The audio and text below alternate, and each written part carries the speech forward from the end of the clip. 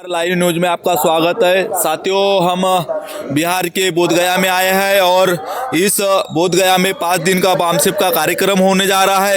इस कार्यक्रम में मुस्लिम समाज का भी योगदान है, मुस्लिम समाज भी इस संगठन से जुड़ा है। हम उन राष्ट्रीय अध्यक्ष जी से पूछना चाहते हैं कि इस बामसेफ के माध्यम से आप भी इनको सहयोग कर रहे हैं, तो आपको बामसेफ की विचारधारा और आप उनके विचार कैसे पटे और आप इन विचारधाराओं में कैसे जुड़े सर? आपका नाम सर? मैं चांद मोहम्मद, राष्ट्रीय प्रभारी राष्ट्रीय मुस्लिम मोर्चा नई दिल्ली। और बामसेफ के इस राष्ट्रीय अधिवेशन में जो बड़े पैमाने पे मुसलमानों का डेलीगेट शामिल हुआ, तो उसके पीछे बुनियादी वजह ये है कि आज इस देश में मूल निवासी बहुजनों के हक अधिकार की लड़ाई अगर कोई संगठन लड़ रहा है तो बामसेफ भारत मुक्ति मोर्चा लड़ रहा है। और यह लड़ाई उस व्यवस्था के खिलाफ बामसेफ भारत मुक्ति मोर्चा आज लड़ रहा है जो व्यवस्था इंसानी वसूलों के खिलाफ है, जो ब्राह्मणवादी व्यवस्था, गैर बराबरी की, ऊंच नीच, जातिपात, छुआछूत की व्यवस्था है, अन्याय, अत्याचार, उत्पीड़न और शोषण की व्यवस्था है।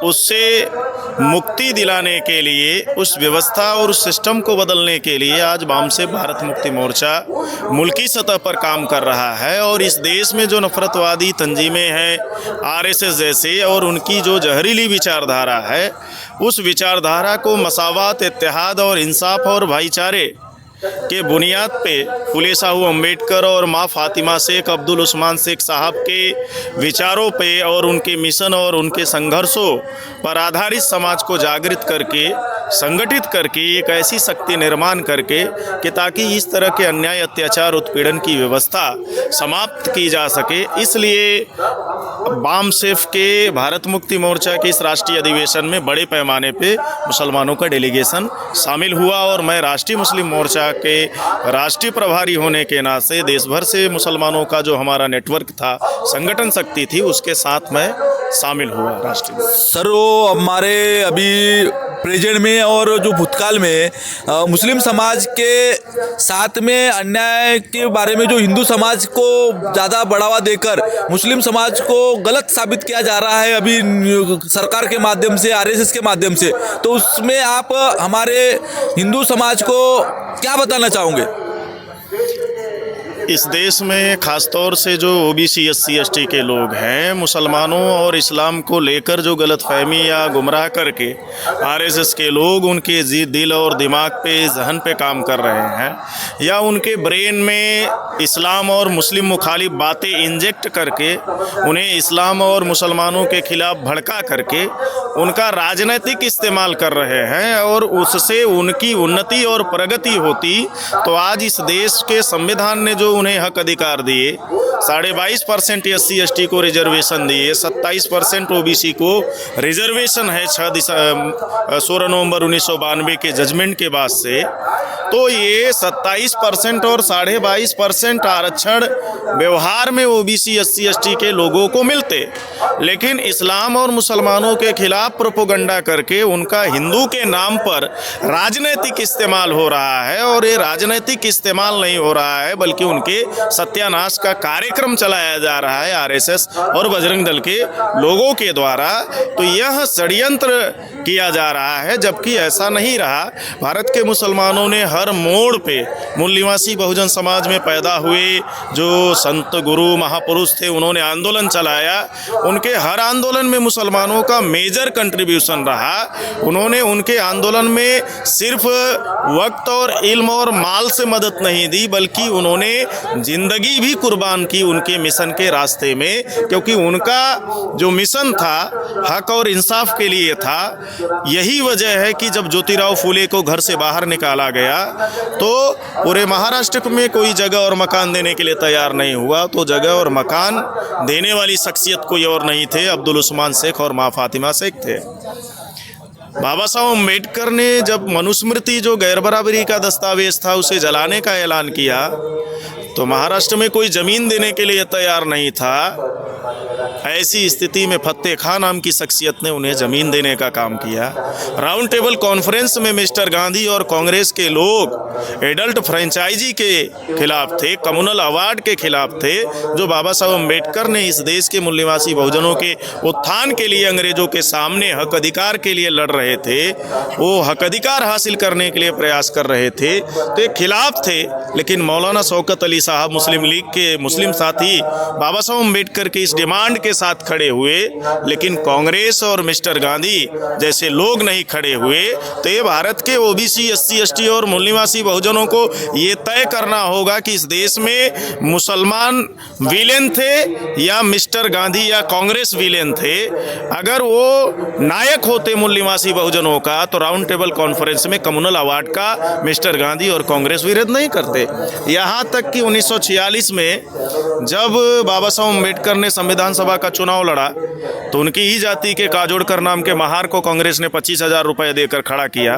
और जैसे आज ओबीसी, एससी, एसटी का समाज जागृत ना होने की वजह से कांग्रेस बीजेपी के झांसे में आकर अपने सबसे बड़े संविधान में जो अधिकार, वोट का अधिकार है, उसे बेच देता है, वैसे ही बाबा साहब अम्बेडकर जब चुनाव लड़ रहे थे तो काजोड़कर नाम के चौथी फेल गधे आदमी को कांग्रेस ने खड़ा किया और बाबा साहब अम्बेडकर को चुनाव हराने का काम किया।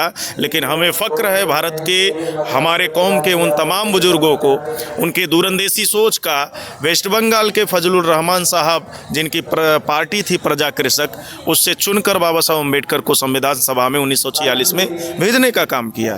तो इस देश में जो कंट्रोवर्सी पैदा कर रहे वो आरएसएस और बीजेपी और बजरंग दल के लोग कर रहे हैं, जबकि हर मोड़ पे भारत का मुसलमान तमाम दबे कुचले जो मजलूम भारत में है उनके साथ कल भी खड़ा रहा और आज भी खड़ा है। तो इसलिए इस मिशन पे काम कर रहा है देश भर में बामसेफ भारत मुक्ति मोर्चा। इसलिए राष्ट्रीय मुस्लिम मोर्चा ही नहीं, देश भर का मुसलमान इस मिशन और आंदोलन का हिस्सा है। जहां तक ये आवाज़ पहुंच रही है वहां तक के लोग इस मिशन को बड़े पैमाने पे अप्रोच कर रहे हैं, लाइक कर रहे हैं और आगे आके जुड़ के इस मूवमेंट का हिस्सा बन रहे हैं। सर, आपके समाज के भी लोग बीजेपी के साथ काम कर रहे हैं, बीजेपी के सीट से खड़े होते हैं, उनको आप क्या, उनके इस मकसद वो अपने समाज के लिए काम करते हैं, ऐसा तुमको लगता है? ऐसा हमें कोई ऐसा उदाहरण देखने को नहीं मिलता। 2024 में एक भी मुस्लिम कैंडिडेट लोकसभा का उम्मीदवार नहीं था। उत्तर प्रदेश सबसे बड़ा राज्य है, 403 विधानसभा की सीट है, एक भी मुस्लिम उम्मीदवार नहीं था। इस तरह की फॉल्स इन्फॉर्मेशन आप तक आती है, ये राइट इन्फॉर्मेशन नहीं है, ये रॉन्ग इन्फॉर्मेशन है कि मुस्लिम उम्मीदवार नुमाइंदे बीजेपी से खड़े हो रहे हैं। तो अगर मुस्लिम नुमाइंदे अगर बीजेपी के प्लेटफॉर्म से खड़े हों और मुसलमानों के संख्या के आधार पे अगर मुस्लिम उम्मीदवार उतारती है, तो आरएसएस की जो आइडियोलॉजी है इस्लाम और मुसलमानों का डर दिखा के ओबीसी, एससी, एसटी का राजनीतिक शिकार करना, उनके वोट पर डाका डालने का, धार्मिक ध्रुवीकरण करके उनके हक अधिकार के ही विरोध में काम करने का उनकी ताकत लेकर ये एजेंडा उनका हमेशा के लिए खत्म हो जाएगा। सर, और एक बात है कि आरएसएस और ब्राह्मण लोग जो है वो मुसलमानों की जनसंख्या बढ़ रही है, वो हिंदुओं के ऊपर आघात करेंगे, ऐसा करेंगे, ऐसा आप प्रचार फैला रहे हैं, तो आप क्या बताओगे? ऐसा प्रचार करने वाले जो लोग हैं वो एंटी मुस्लिम मानसिकता निर्माण करना मकसद है। उनको जब कोई भी मुद्दे नहीं है इस देश में, चाहे संविधान में लिखे हक अधिकार को अमल में लाने का मामला हो, ओबीसी, एससी, एसटी के अन्याय, अत्याचार, उत्पीड़न के पर आवाज़ उठाने का मामला हो, आज अन्याय, अत्याचार, उत्पीड़न की घटनाओं पे पर्दा डालने के लिए संविधान में जो हक अधिकार बाबा साहब अम्बेडकर ने दिए, उन हक अधिकारों के प्रति जागृति ना निर्माण हो, इस पर पर्दा डालने के लिए कभी जो है लब जिहाद, कभी ओट जिहाद, कभी इस देश में कि मुसलमान जो है 10-10 बच्चे पैदा कर रहे हैं। तो ऐसे तमाम उदाहरण हैं कि जो आज बीजेपी में शामिल परिवार हैं वो 14-14 बच्चे पैदा कर रहे हैं। ऐसे एक उदाहरण नहीं है। तो ये जो बातें हैं ये खासतौर से राजनीतिक इस्तेमाल करना और ओबीसी, एससी, एसटी का राजनीतिक शिकार करना और उनके वोट का शिकार करना, इसके लिए इस तरह के कंटेंट वो लगातार लाते हैं। तो अपन यहाँ राष्ट्रीय अध्यक्ष है मुस्लिम समाज के, हम इनकी बात तो सुने हैं और मुस्लिम समाज एससी, एसटी, ओबीसी माइनॉरिटी के साथ में है, ऐसा इनका कहना है।